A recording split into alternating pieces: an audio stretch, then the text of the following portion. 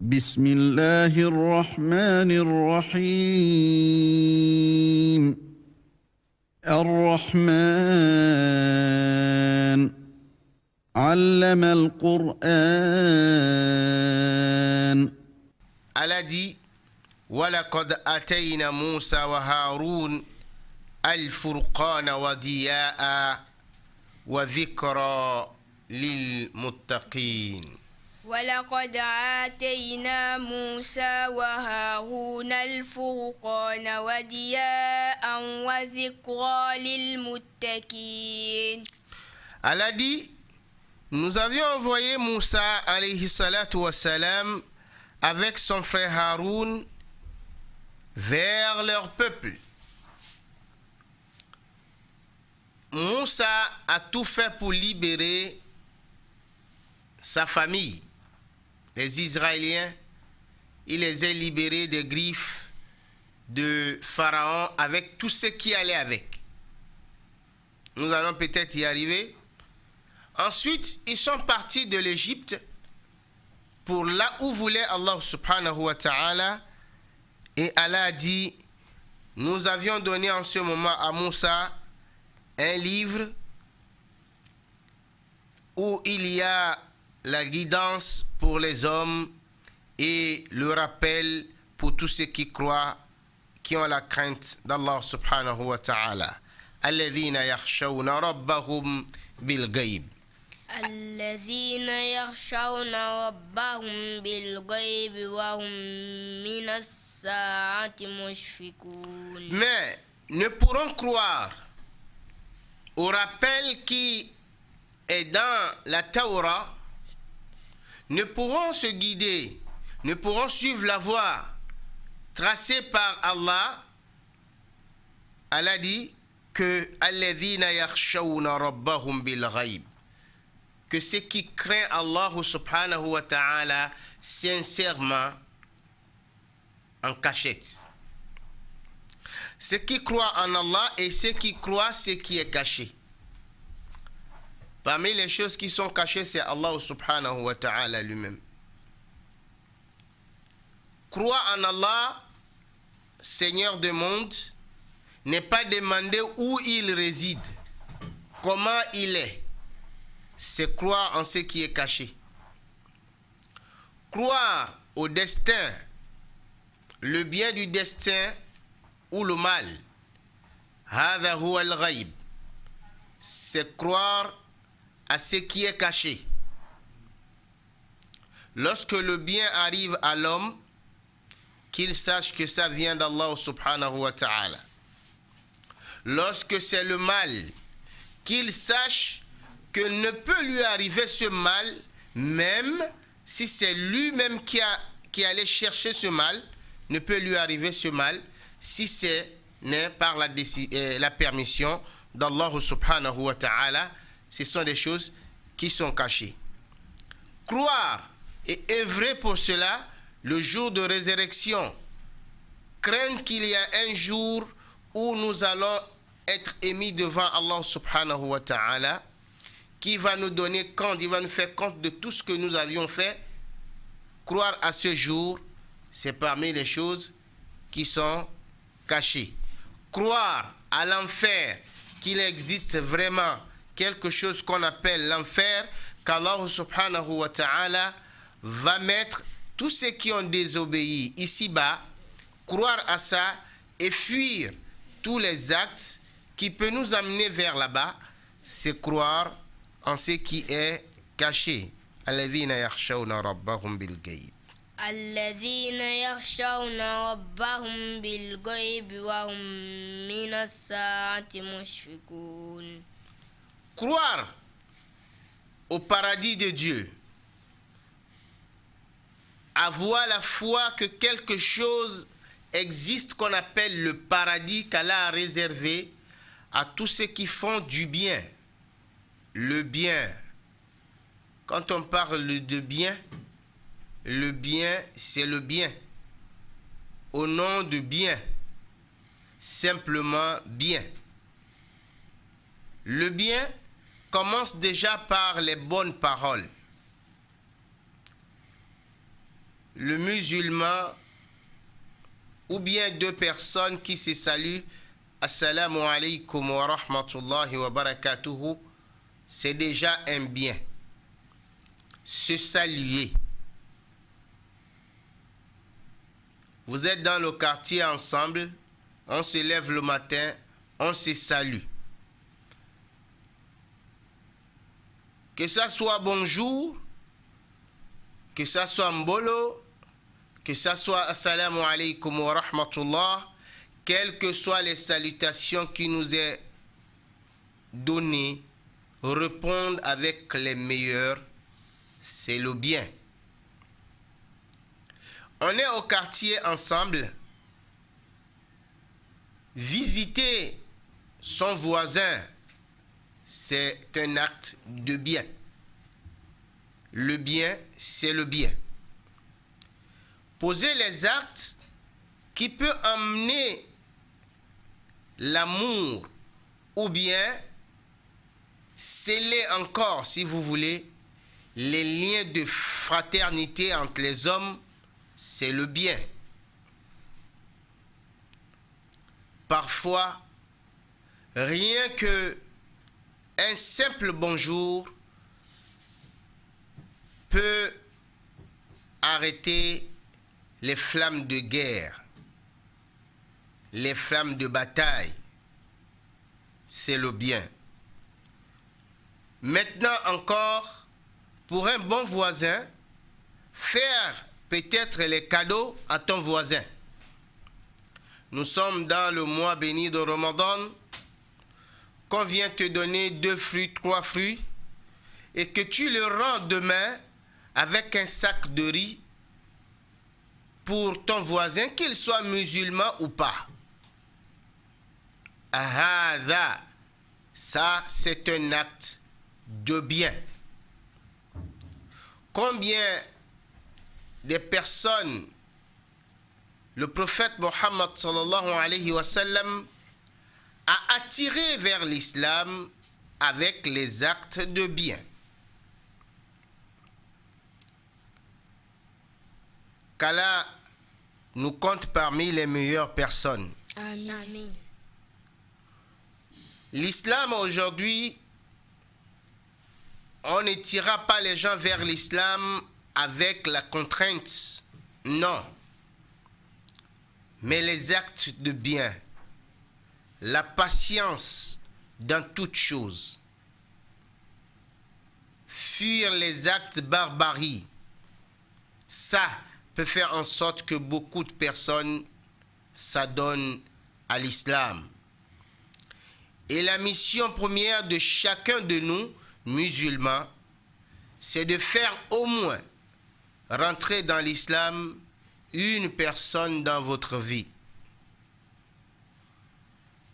N'importe comment vous pourriez le faire, il nous est demandé de le faire.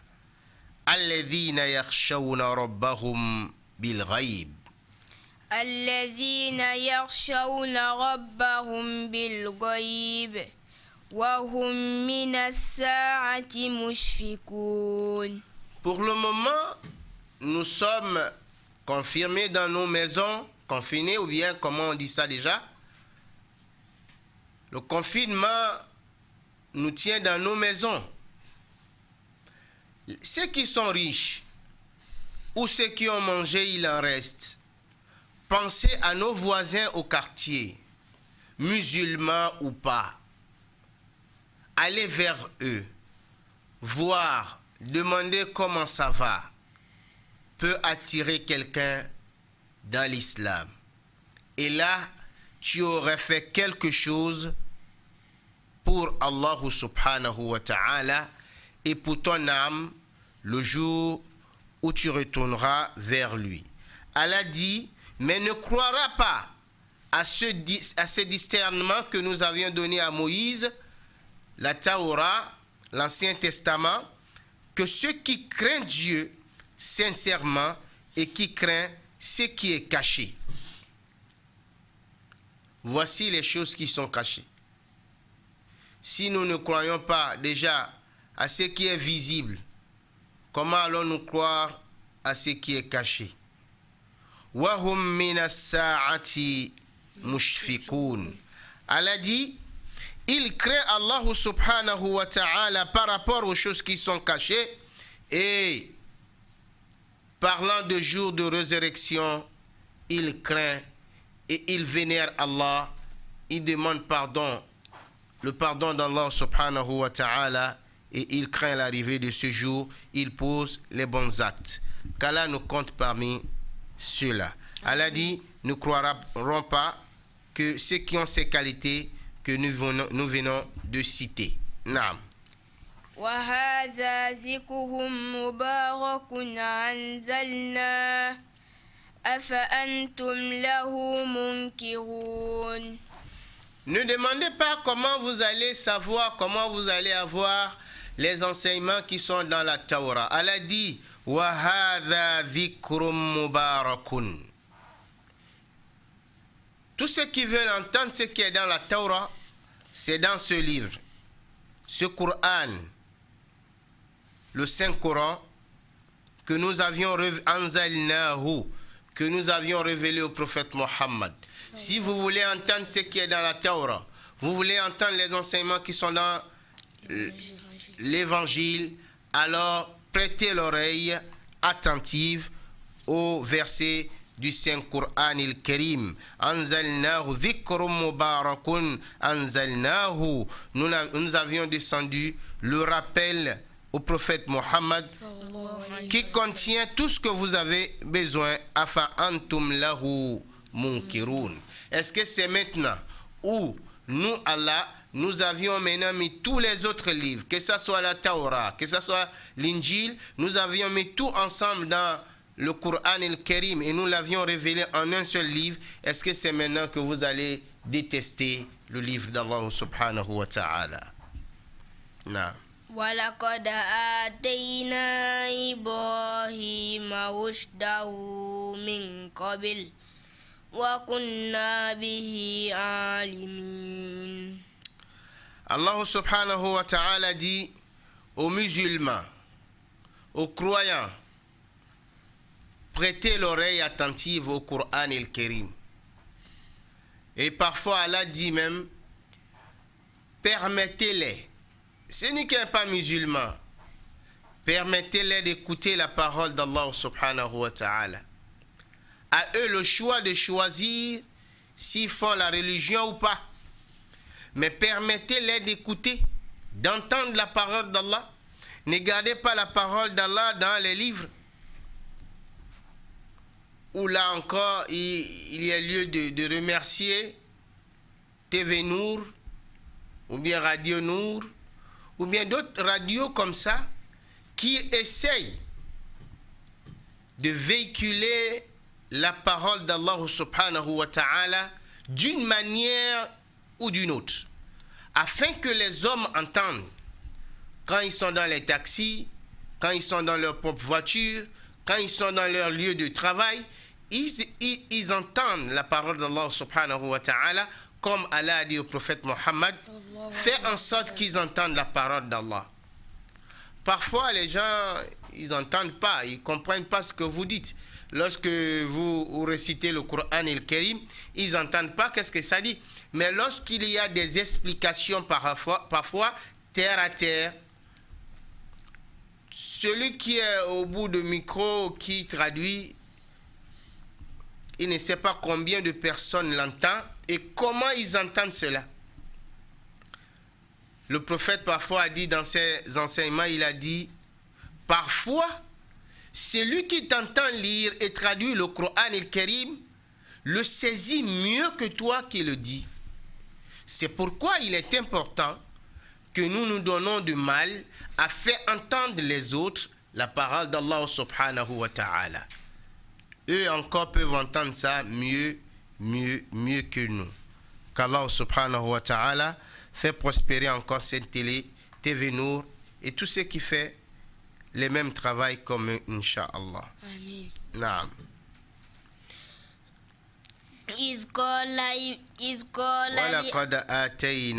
ولقد آتينا إبراهيم رشده من قبل وكنا به عالمين. Faire entendre la parole d'Allah subhanahu wa ta'ala ne s'arrête pas aussi dans des radios, dans les quartiers aussi, pour ceux qui enseignent les enfants. Enseigner la parole d'Allah subhanahu wa ta'ala, laissez les autres aussi vous entendre, les enfants des autres aussi, participer s'ils veulent s'asseoir. Et aller au retour chez eux, demander à leurs parents, est-ce que c'est vrai, nous avions entendu ceci. Avoir les manières terre à terre de poser la parole d'Allah subhanahu wa ta'ala, loin de la barbarie. Lorsque on n'est pas musulman, on ne peut pas faire ceci, on ne peut pas faire cela. Mais pourtant, ce sont des hommes qui sont des musulmans. Ce que le musulman a la capacité de faire, celui qui n'est pas musulman aussi a la capacité de le faire. Mais les fait fuir déjà avec l'ignorance, ça aussi, est-ce que nous ne sommes pas en train de fermer la porte de l'islam à celui qui veut rentrer? Un homme au temps du prophète Mohammed rentre dans la mosquée, je vais dire au lieu de culte. À l'époque, la mosquée, il n'y avait pas le ciment, il n'y avait rien, c'était le sable, la terre. Il rentre, il voit le prophète Mohammed assis avec les sahaba. Ce n'est pas son problème. Il commence à pisser. Il urine. Et les sahaba voulu aller l'attaquer. Le prophète dit non. Laissez-le terminer d'abord. Fini de pisser. Parce que si vous allez sur lui et qu'il arrête tout de suite de pisser, ça peut lui causer la maladie. Et ce seraient les musulmans qui ont causé la maladie, n'est-ce pas? Laissez-lui finir de pisser. Il a fini. Après, le prophète lui dit, mon frère, viens. Quand il s'approche du prophète, le prophète dit, assieds-toi. Et il demande aux sahaba de verser un seau d'eau sur l'urine. Et il lui dit, tu vois mon frère, ici c'est un lieu de culte. On adore Dieu ici, on fait nos prières. Pisser dans des lieux comme ça, ce n'est pas normal. Sans guerre, sans problème. Il dit au prophète, moi je ne savais pas. Le prophète dit, je sais que tu ne savais pas, c'est pourquoi je te l'explique. Qu'est-ce que l'histoire nous dit? On nous dit ce dernier est devenu musulman parce qu'il disait au prophète Mohammed que si tout le monde était comme toi, il ne devait pas avoir de problème pour être musulman. Le comportement pour attirer les hommes vers votre religion. Les bonnes paroles pour que les hommes acceptent ce que vous avez accepté. Allah subhanahu wa ta'ala vous a voulu du bien et il a fait en sorte que vous acceptez le message du prophète Mohammed sallallahu alayhi wa sallam. À notre tour, de faire tout pour que les autres aussi acceptent. Toi, tu es au quartier avec tes frères. L'autre là, il amène ses enfants à l'école chaque matin, mais il ne regarde pas à côté de lui la femme qui est là avec des enfants veuves, si vous voulez, comme on dit veuve, qui n'a plus de mari. Demandez, est-ce que les enfants vont à l'école? Pour lui, si ses enfants vont à l'école, c'est suffisant. Comment voulez-vous que de tels comportements amènent quelqu'un à vouloir faire ce que tu fais?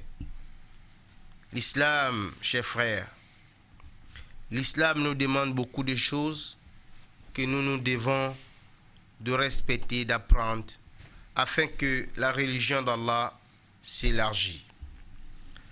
C'est pourquoi Allah dit Hada dhikrum mubarak. Ce livre saint qui est le Coran al-Karim est rempli de rappels, de bénédictions. Anzalnahu. Nous l'avions révélé. Nous vous l'avions descendu pour que vous entendiez, pour que vous appreniez.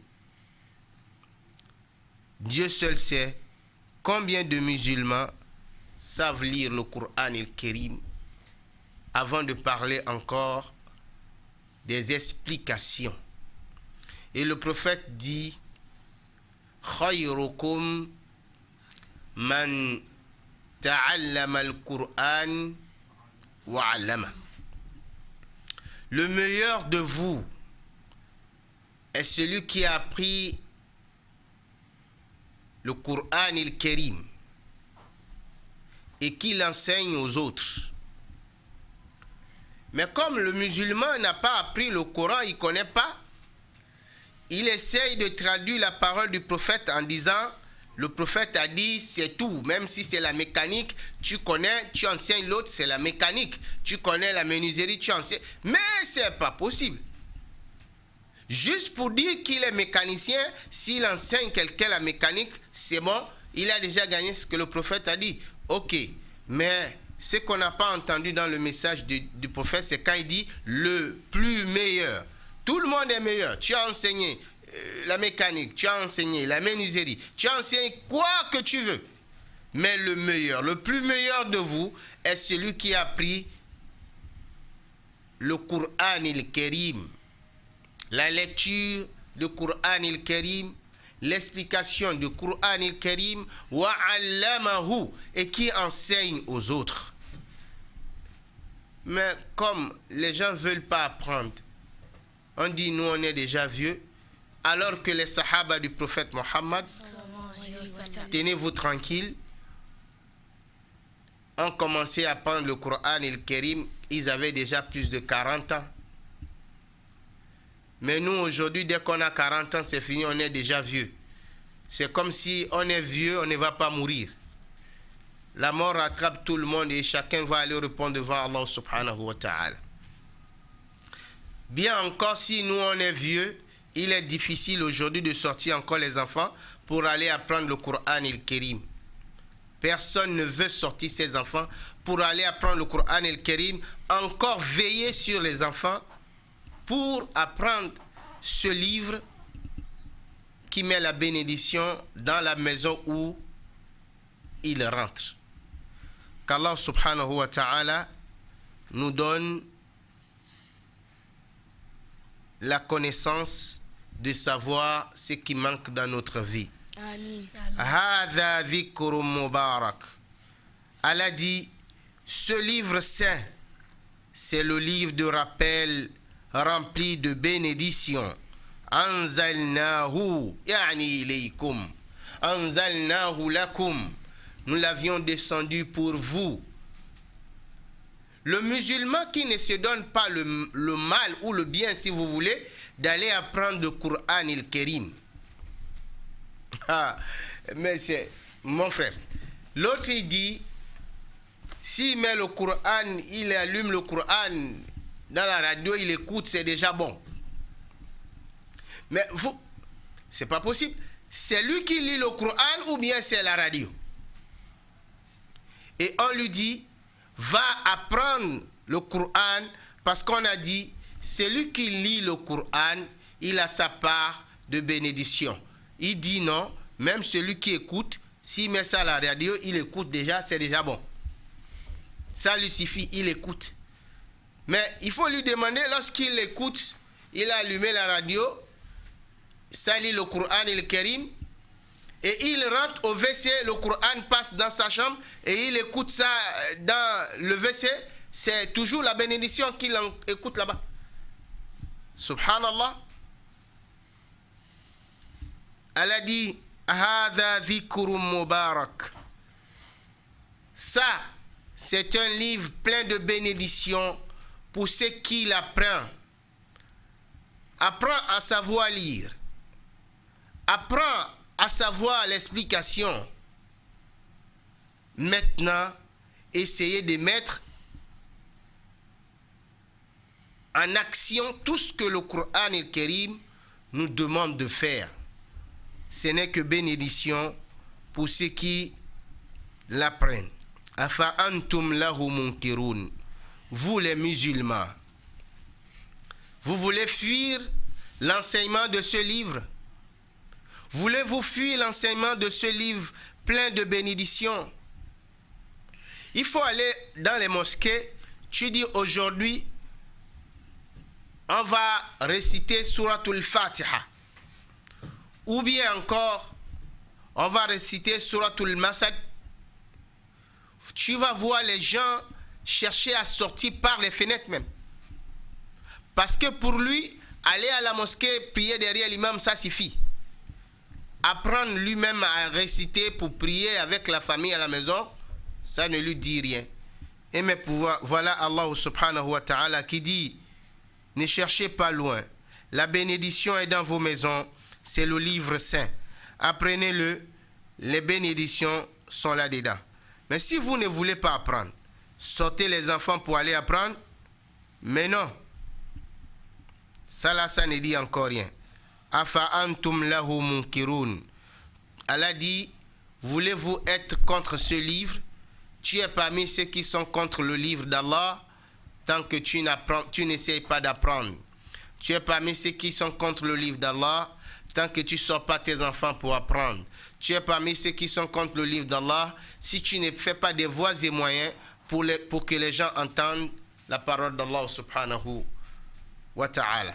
C'est pourquoi encore, il y a là lieu de remercier encore nos dirigeants qui disent les portes de mosquée sont fermées, mais il faut faire l'adhan à chaque prière. Parce que ça fait en sorte que les hommes entendent le nom d'Allah subhanahu wa ta'ala. Béni soit notre pays, le Gabon. Amin.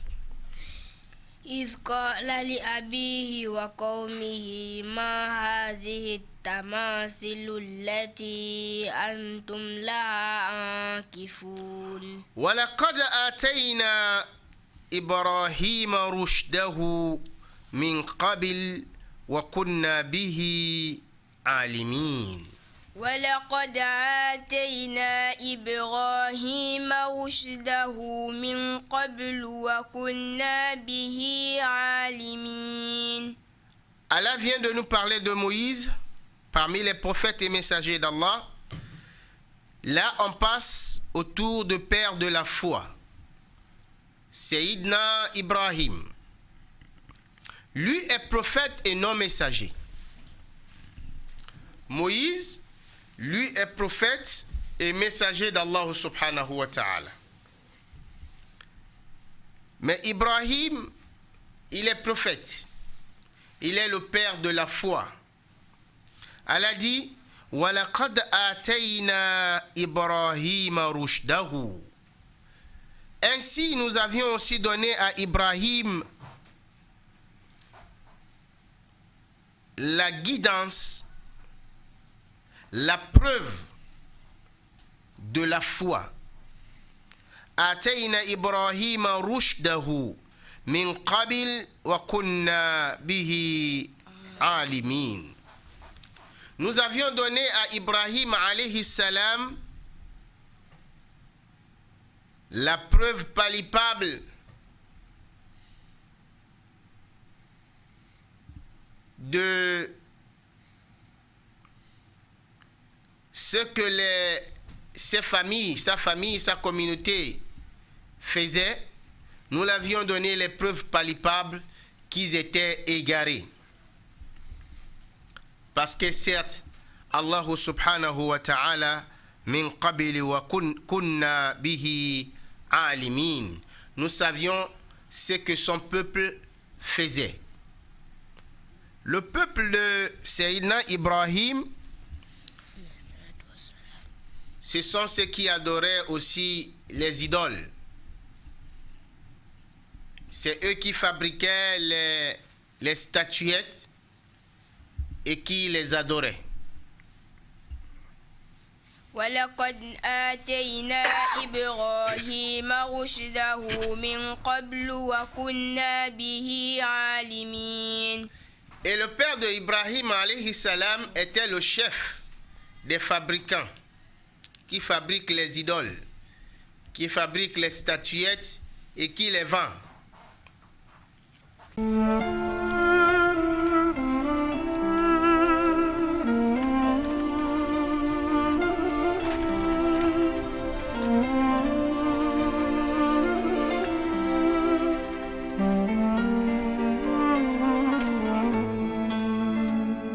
يا نور الهلال أقبل تعال فالشوق طال والقلب سما نحو السماء